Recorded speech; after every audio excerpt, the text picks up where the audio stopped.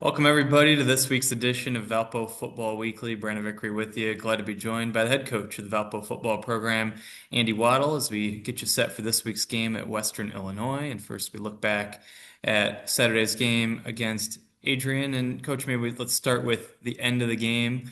First, on the positive side of the ledger, maybe take me through what you saw in that touchdown drive to take the lead late.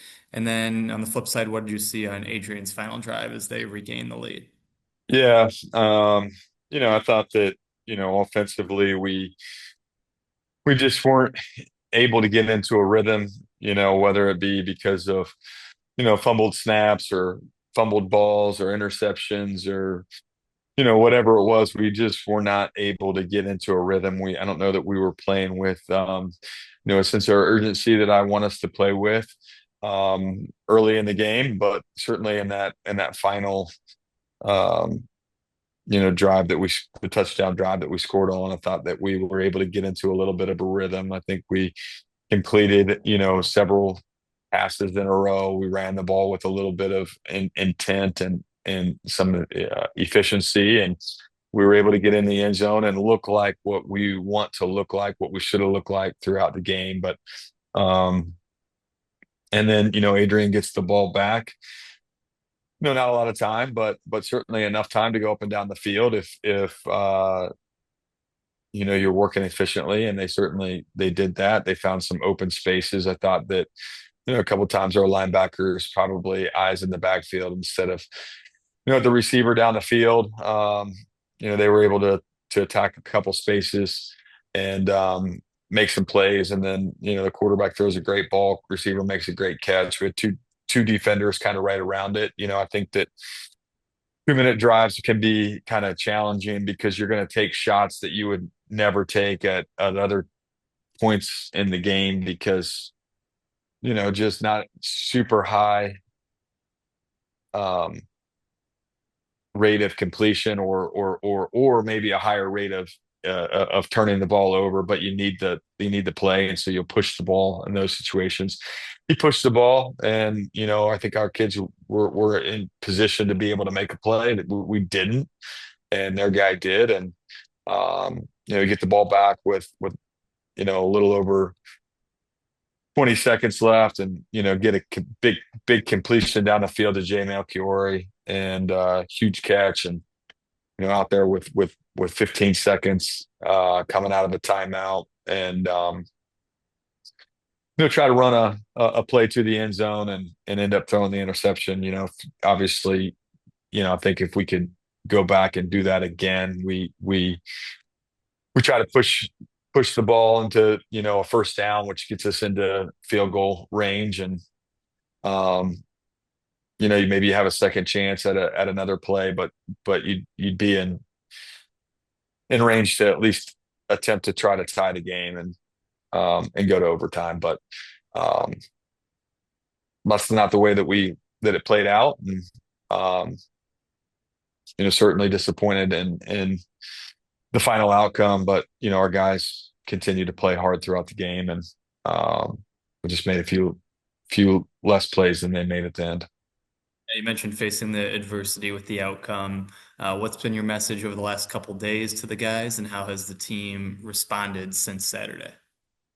Yeah, I mean, like, upsets they happen in college football. I'm sure that West Virginia wasn't planning to lose to Ohio University, or I don't think last year Notre Dame was planning to lose to Northern Illinois, but certainly, you know, Notre Dame on their account, they were able to recover and go and win, you know, however many in a row and take it to the national championship game. And um, looked at kind of some of the things that they said, and you got to feel the pain, and know that you don't ever want to get there, but still have some belief in yourself and belief that you can get there, right? I looked back at some of the big upsets of, you know, great time. It just happened to be,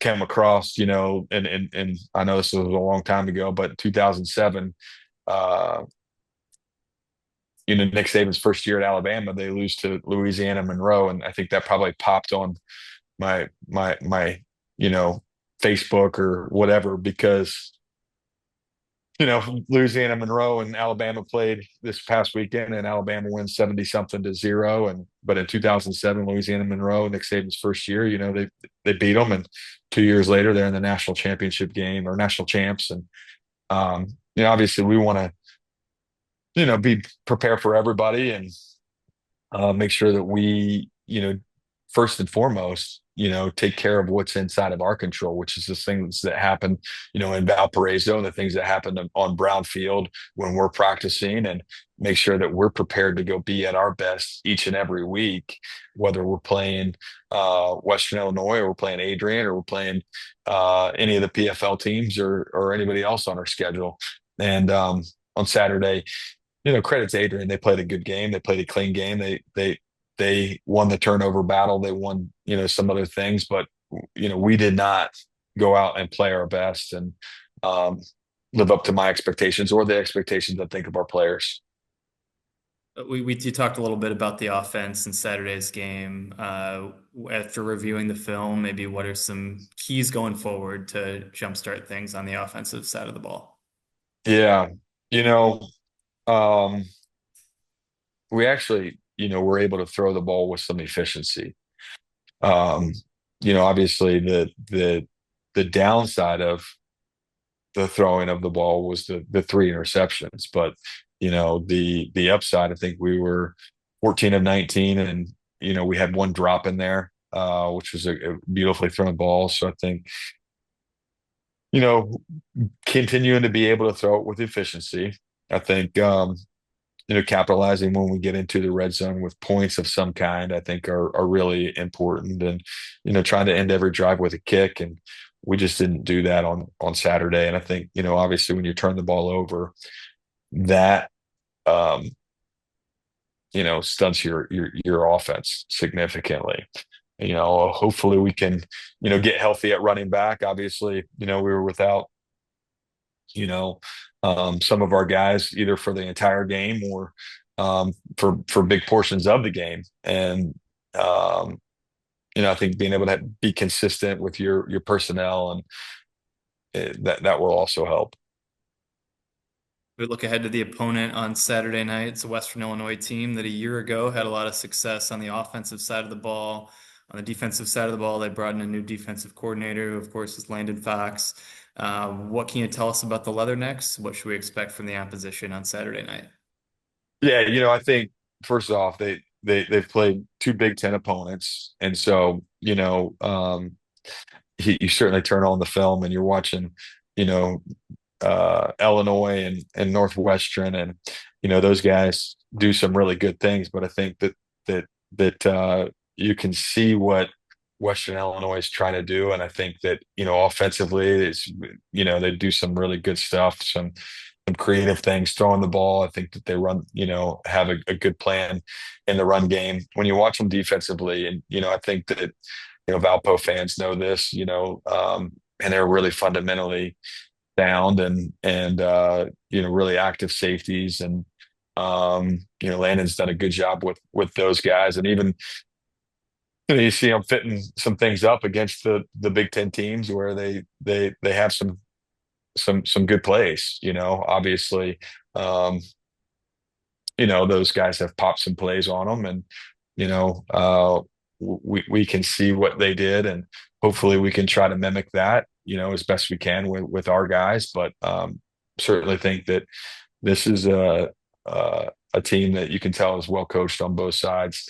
Really aggressive and kind of do some some different things on special teams, which can also add some challenges for you. So it'll be a good test for us, and we're excited to go and get another game under our belt. Here is the head coach of the Valpo football program, Andy Waddle. First road game of the season on Saturday night at Western Illinois. If you can't make it out to Macomb, you can watch on ESPN Plus. We'll talk to you again next week on Valpo Football Weekly, presented by Lakeshore Bone and Joint Institute.